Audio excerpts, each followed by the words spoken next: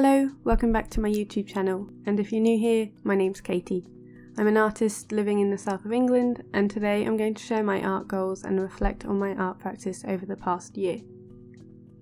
I can't quite believe we're a week through January already, just like I don't understand where the last 7 months of being freelance have gone either. Time has felt like a bit of a blurry concept these past 2 years. And things have gone really quickly but dragged on like nobody's business, and lots of events in the past year have merged into one.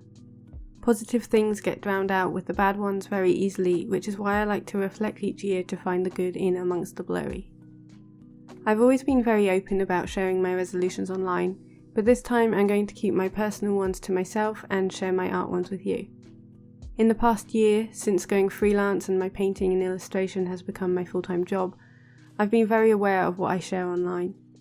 Creativity is my identity and I love it, but my mental health and personal battles and wins feel like they need to be a bit more private. A lot of the time I think my creative goals can often reflect my personal goals anyway, because the two are so intertwined, in my life at least. So here we go, here are my reflections on my art practice in 2021 and my art goals for 2022. I'll be talking about these while I paint and share the process for this painting, which I created in my sketchbook for day 130 of my daily art challenge, which is a study and exploration of an illustration by Alfred Thon of The Sandman, which is a Hans Christian Andersen story. And the daily challenge is a great place to start. So, my almost daily art challenge. If you've watched my other videos, then you'll know that every 2 weeks here on YouTube I do a recap of my art. And if you follow me on Instagram, you'll also know that I post every day except for Saturdays on my Instagram grid. And everything over there is posted real time, and I started this challenge back in August. At the time of this video going live, I'm on day 132. So I started the challenge because I wanted some focus for my day as a freelance illustrator, and I wanted something that would really push me. I also wanted something that really meant I was creative every day. I can't imagine not doing it now, but before, I didn't actually paint very often. It didn't make me less of an illustrator, of course, but I wanted to do it more and push myself, especially because when I went freelance, I had the time. I just didn't make time for it, so I wanted to see if it was possible to become a habit.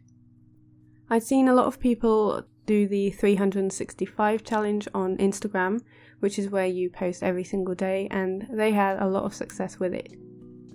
I've seen their audiences grow, and this was definitely a factor in me starting mine too, to see the growth with my social media audience. And it hasn't catapulted my growth, and compared to others it has been extremely slow, but I've no doubt that I wouldn't be in the same place either had I not started posting a lot more regularly. Lastly, and most importantly, I started the challenge because I wanted to see growth in my own creativity.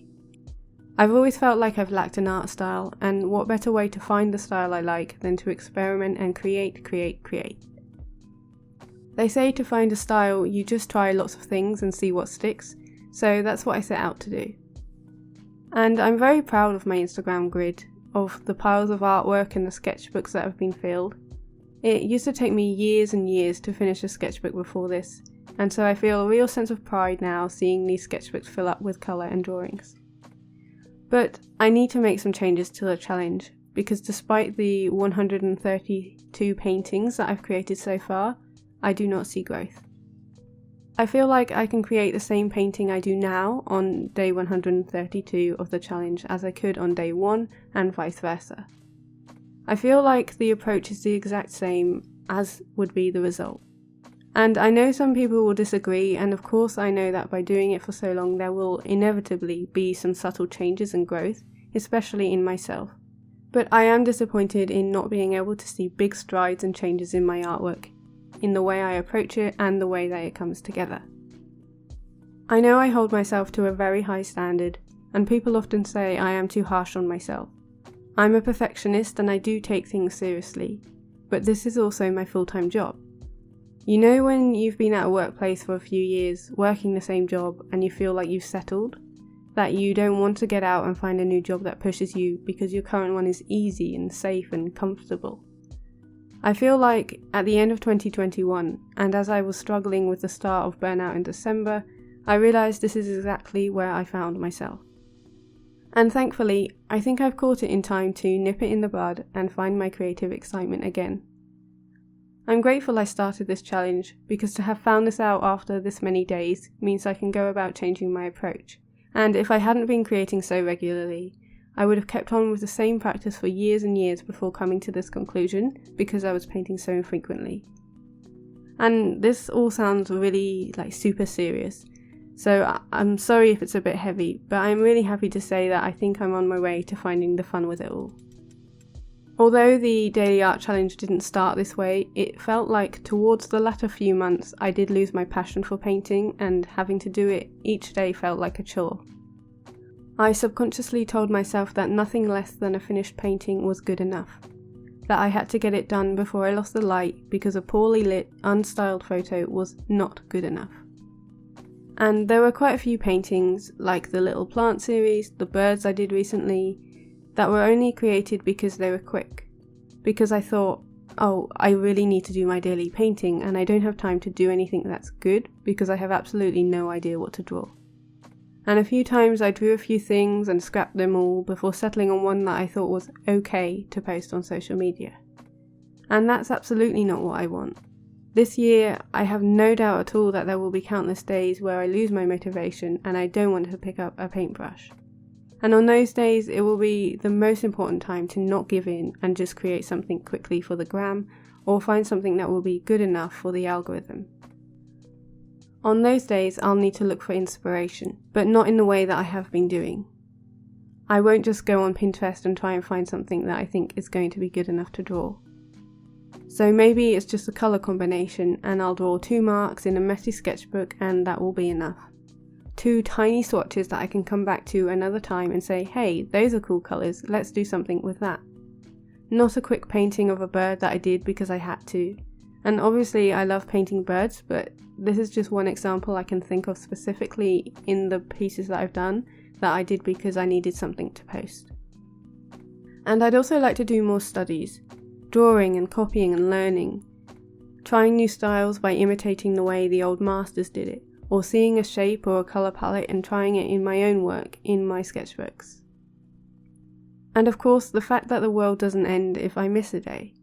Being a perfectionist, I want everything to go right, and I hate starting projects that don't finish where I think they should be. But if I really have a bad day, it's okay not to post. Social media is both good and bad for me. It helps give me accountability, and I for sure wouldn't have gotten this far if it wasn't for such a lovely community and posting every day, and I'm really grateful for that. But I also have to be really careful that I'm not creating for it, that I'm creating for me. So I'm hopeful in 2022 that everything I create will be a little bit selfish, that I will follow my motivation and passion in that moment I want to paint. That maybe I'll paint for a few hours straight and fill up loads of pages, and maybe they're just scribbles and marks, and that is enough. That I won't feel like I need something neat and finished to photograph in my hands for Instagram. And it excites me. The idea of using my hands in paint and exploring some tactile messiness. The idea of getting a canvas and trying something abstract, no matter how strange. To do some master studies and not feel like a bad artist because it isn't wholly mine, and it wasn't from my imagination. By following my spark of creativity to where it wants to go, I really hope I will see the creative growth that I want to achieve in this year, but with no pressure and just pure fun. I don't want to be following that tiny voice in my head that I didn't really realise was controlling me the past few months, that said, this isn't good enough. And as long as there's a spark behind it, then that is exactly what I want to share.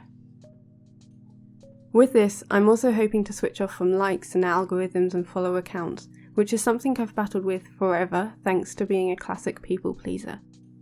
I don't like that I notice when something is doing badly. I don't want to post something I'm unhappy with, but I know will catch people's interest and do well. And my biggest hope with this, of doing art that the algorithm probably won't like, is that I will grow anyway.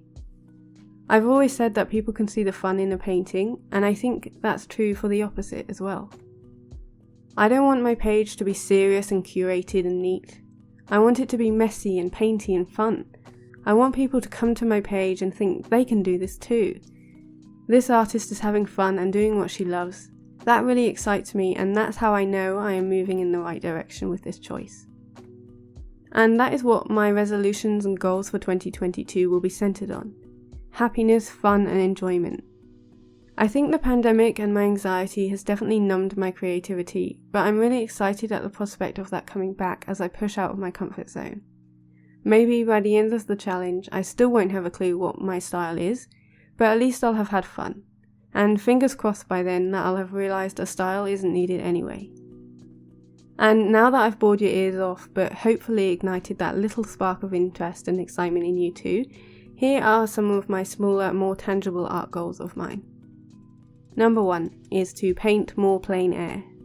I did some plein air drawings in 2021 and I really loved it. The drawings weren't my best, but I love the challenge of being outside and creating in nature. I have a really good feeling when I look at them that I know I don't have when I look at other pieces in my sketchbooks. And I've only ever drawn outside with pens and pencils. This year I want to take my paints with me and really explore painting outside. I don't want a neat watercolour set to take with me. I want to take tubs of acrylic paint and smear them on the page. I want to take my inks and draw with a stick that I find on the ground next to me. I want to explore. Number 2 is to shop my stash. April, who goes by Monkey Mintaka here on YouTube and I'll link down below, is doing a no spend challenge at the moment and I thought that I'd give that a try too. I got a bit carried away with my art supply buying last year, so this year I'm attempting to refrain from buying any new art materials at all. Instead, I'll look through the supplies I already have. Obviously, I'm used to using my golden trio of materials, the gouache, the coloured pencils and the neocolours, but I have so many other art supplies that I never use. It comes with the territory of being into art since I was young, so I have paints and markers and pencils I've not touched in a long time. And I want to use them. I want to push out of my comfort zone and try new things. I was lucky enough to receive some new art supplies for Christmas too, so I really should be all set. So no buying art supplies for at least 3 months, but I'm aiming for 6. Number 3. This last goal isn't as easy as the other two, but I'm aiming to grow my Patreon. If you've not heard of Patreon, it's a platform you can join to support your favourite creators and get exclusive rewards like videos, behind the scenes posts and physical goods like paintings and prints. That's how I use mine anyway, and it was a goal of mine to start it up last year. It's been one of the best choices I've made in terms of my freelance journey so far, and I really want to invest more into it this year and grow the incredible community I already have there even further. So if you want to see more about my practice with extra videos, things like painting process videos, blogs about my client work and where I get my references, as well as exclusive live streams where we can hang out and paint together, I'll leave a link in the description box. The start of the month is the best time to join because Patreon will charge you the monthly fee when you join and then again on every first of each month. There are different tiers that give you different rewards depending on your pledge, but all the info will be in that link down below. Obviously, now I've set off on a new creative journey, I'll be sharing more about my adventures and learnings with my Patreon community this year than I will on Instagram and my other social medias. So I also want to end this long video by saying a huge thank you for being here and watching. Not only for making it to the end of this video, but for your support in general for my channel. I feel very blessed to have you following along and I get so much joy from every comment and sub. YouTube has been a really difficult place for me to grow, but I've really enjoyed this platform this year, both in terms of creating and also finding a really lovely art community in the comments. I'd love to hear your thoughts on my new direction, and I'm always interested in hearing your creative goals too, so please do pop them down in the comments. Thank you so much for watching, and I'll speak to you soon. See you later.